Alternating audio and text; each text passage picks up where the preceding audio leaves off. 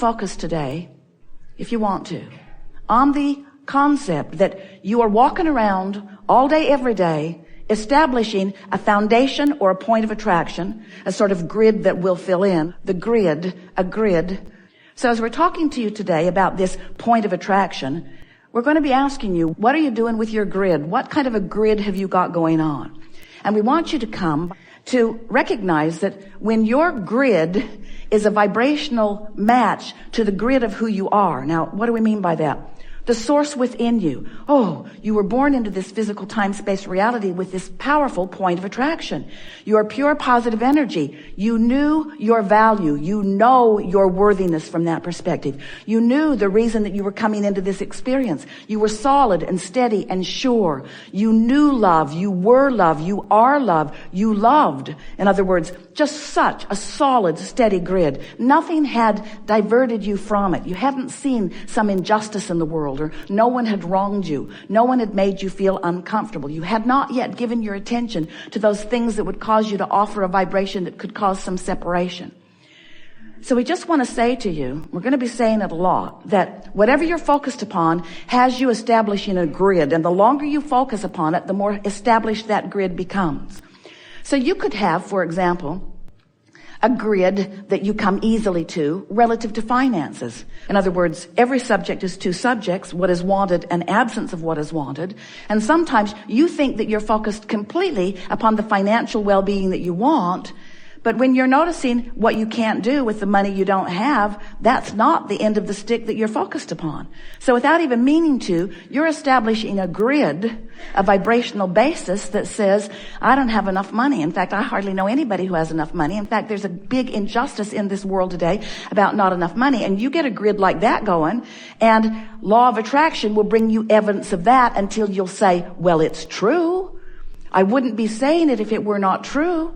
And we say, it is your attention to it that makes it true for you, you see. And that's a hard thing, because you're running around, you're in individual bodies, you're sitting on individual clumps, on individual chairs, and you don't realize how interconnected you are with one another. But when you give your attention to what masses are doing, when you give your attention to what a political party is doing or what a religion is doing, when you give your attention to anything, in doing so, you establish a vibrational pattern which becomes your point of attraction. And all of that is a wonderful thing. It's part of why you came into this time-space reality. You want to take thought beyond that which it has been before, and you want to be joyful in the process of it. But so many of our human friends have forgotten, it seems, that there is a standard within them that will help them to know. It is a guidance system that is unequivocally accurate at all times.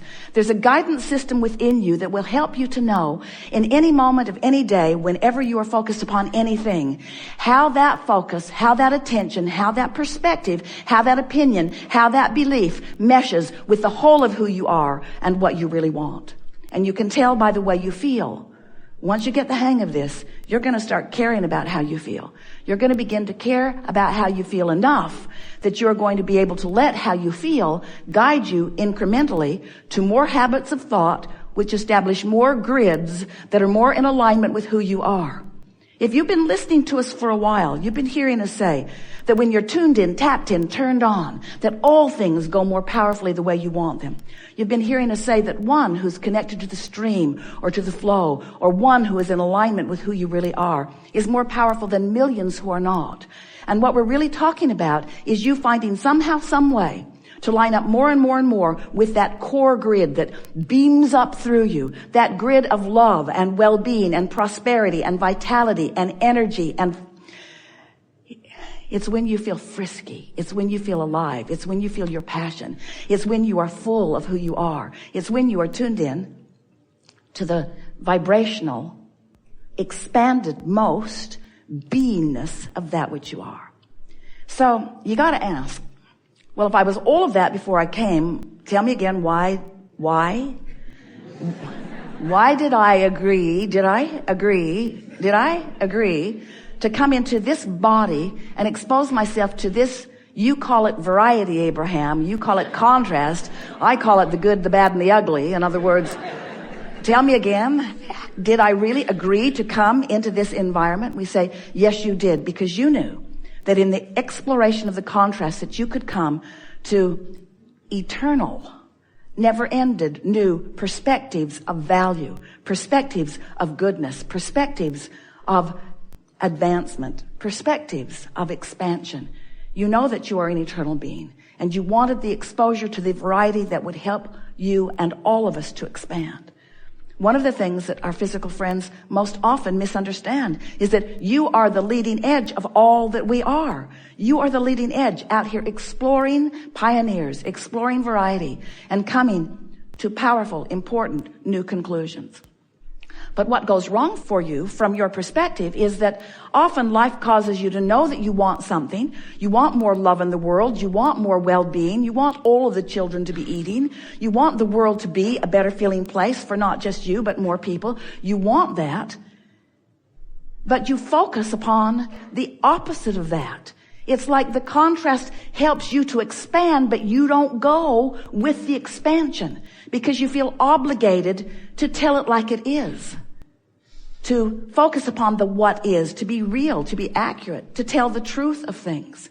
And we want you to understand that there is a truth that you can reach for that is always wrapped around well-being, that when you begin reaching for that, the universe will reflect back to you.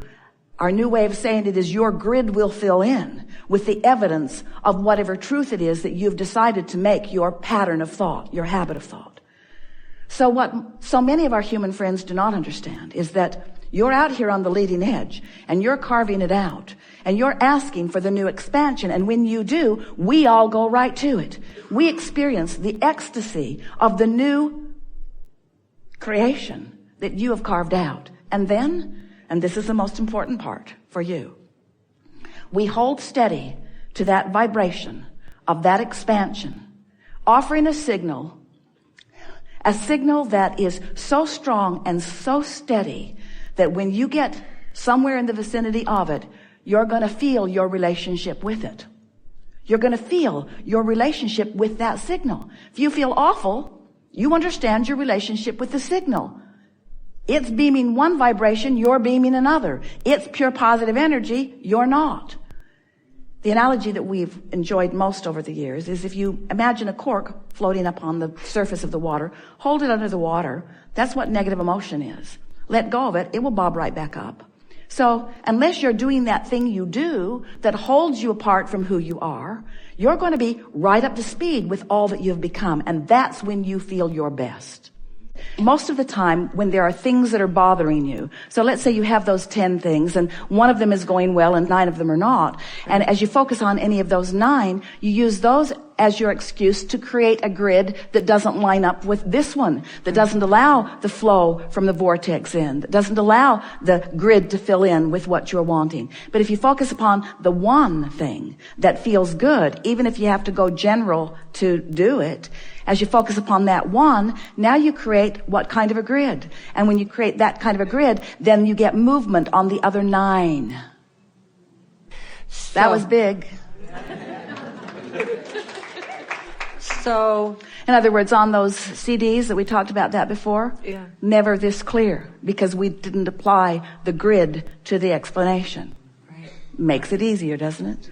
This is the whole process of this. You started with such a wonderful conversation because you pointed out a real life experience for you, and words don't teach. It's only life experience that teaches anyway. So you just taught yourself and all of us something valuable when you said, I ask a question, and you didn't say this, to which I didn't think I had the answer. But in anticipating coming to a gathering, I began to cry, which was evidence of the release of resistance. So this is the same sort of thing that you're talking about. You're just looking for ways to release the resistance. And don't try too hard. Okay. You see, we're going to give you something here, all of you, but this is really specific to what you're asking about, and you're really going to like it.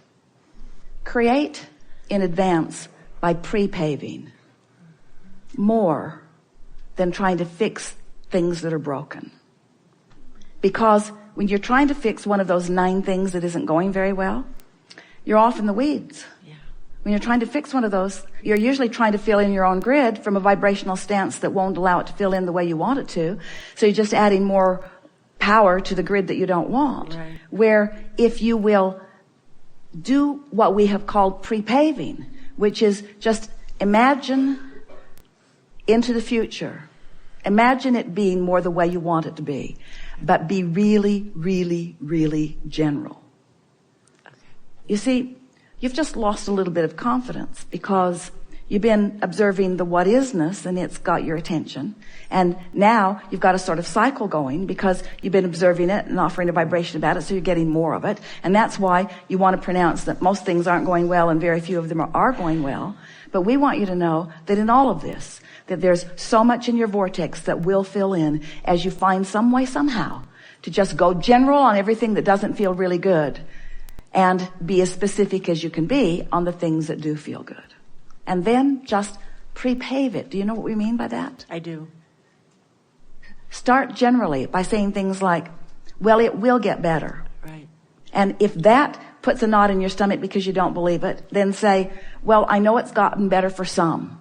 And if that puts a knot in your stomach because you know it got better for them because you think they were doing something in a better way than you were, then say, I'm going to figure this out. Or I've been here before on some things and I did get a smoother ride eventually. Just keep talking until you give yourself that release. And as you find that release, then you know you've released resistance. But when we say we would pre-pave it, now that's the work that we're encouraging you to do when you're aware that you've got some resistance that you want to let go of. Right. If we were standing in your physical shoes, we'd put ourselves in bed at night and we would say, I'm not going to think about this. I don't have to think about this. I'm just going to get a good night's sleep.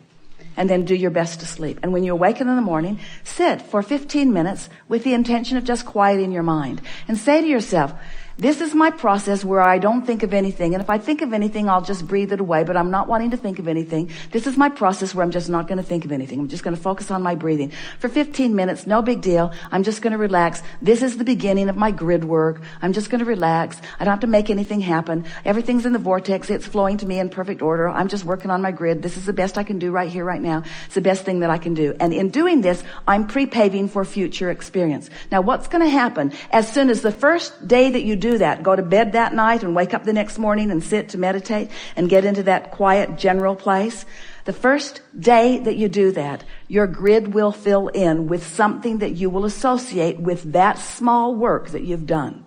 And your confidence will come right back.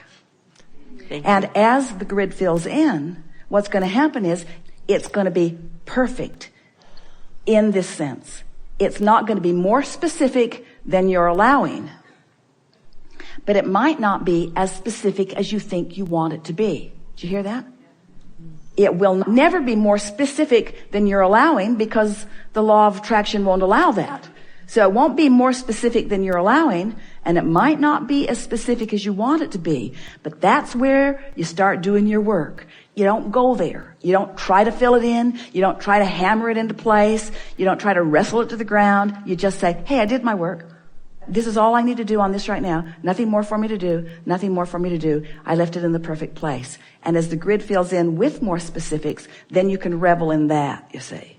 And before you know it, all 9 of those subjects, or however many of them they are, you'll have that little experience with them, and you'll just incrementally move every one of them to new and improved place, to new and improved place, until the manifestations will be so obvious that you will know for sure you've got the hang of this. We have enjoyed this interaction immensely. Thank you so much.